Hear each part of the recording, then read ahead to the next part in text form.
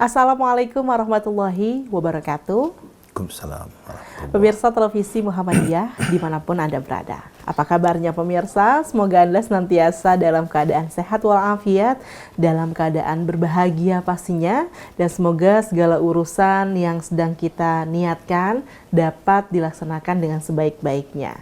Nah pemirsa, syukur Alhamdulillah karena pada kesempatan kali ini saya Irmalia Septiana dapat kembali menyapa Anda pemirsa dalam resep ilahi menggapai sehat walafiat, sehat fisik, sehat psikologik, sehat sosial, dan juga sehat spiritual. Tentunya bersama dengan narasumber yang sudah tidak asing lagi, selalu bersama dengan beliau, yakni adalah Dr. Sukiman Rusli. Untuk itu kita sapa terlebih dahulu. Halo, Assalamualaikum warahmatullahi wabarakatuh, Dokter. Waalaikumsalam. Gimana, sehat, kuat? Insyaallah sehat. Insyaallah ya. Harus sehat ya. Ya. Menjalankan ibadah puasa di bulan Ramadan. Itu harus kuat kan, kita persiapan ya dokter ya. Dan tentunya dokter, kali ini kita mau ngobrol lagi tentang pertanyaan ini. Dokter harus menjawab kali ini temanya. Benarkah vaksinasi haram?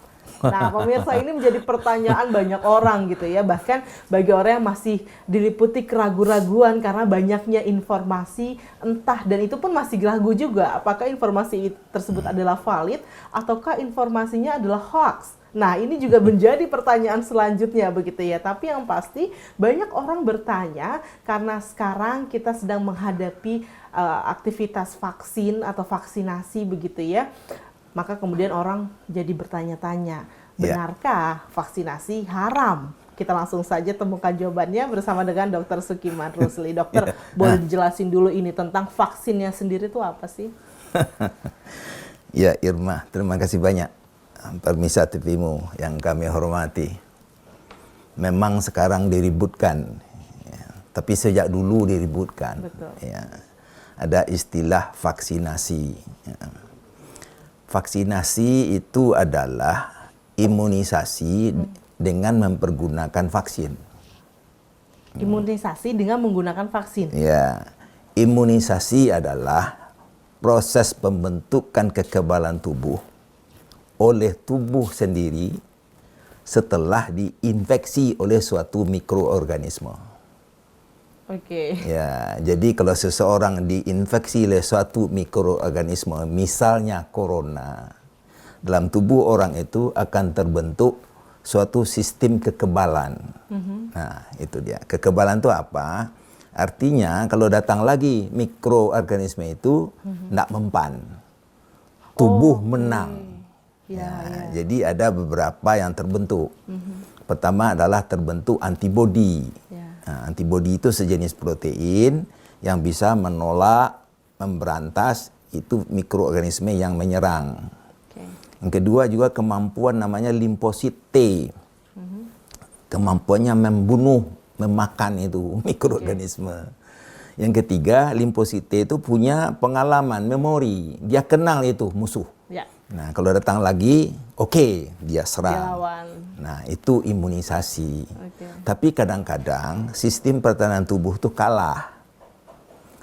Menang mikroorganisme. Akhirnya orang itu sakit. Nah, ini bedanya vaksinasi. Vaksinasi yang menyerang itu adalah vaksin. Vaksin itu adalah buatan ilmuwan. Jadi mikroorganisme yang biasanya menyerang orang itu dilumpuhkan atau dimatikan atau hanya dipakai komponen fisiknya saja, diawet dalam suatu larutan, itu namanya ajuvan, ya. Nah, itulah vaksin.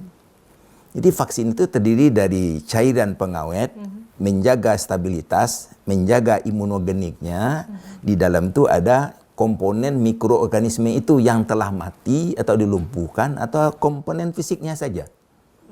Nah, itu diberikan kepada orang. Baik yang dimakan, diminum, atau yang disuntikan. Tapi mana yang lebih efektif, dokter? Sama sajalah, kan tubuh kita punya sistem pertahanan tubuh tadi. Ya, innate immunity, specific immunity, masuk vaksin, katanya musuh. Iya, dikeroyok juga, dibentuk juga antibodi, ada memori, dan kemampuan limfosit tinggi. Tapi kan tidak mungkin mikroorganisme di vaksin itu menang. Dia dah mati kok. Baik, baik. Jadi bedanya itu vaksinasi adalah penginduksi itu buatan ilmuwan dan tubuh pasti menang. Antibodi pasti terbentuk. Pasti terbentuk. Tentu begitu ya. Oke. Nah, itulah vaksinasi. Artinya kalau seperti yang proses tadi dokter sampaikan gitu ya, ini adalah proses dilumpuhkannya si mikroorganisme tadi begitu, kemudian dimasukkan ke dalam tubuh kita lah ya, supaya tubuh kita jadi kenal gitu. Mungkin orang jadi ada yang mikir, oh dimasukin penyakitnya gitu.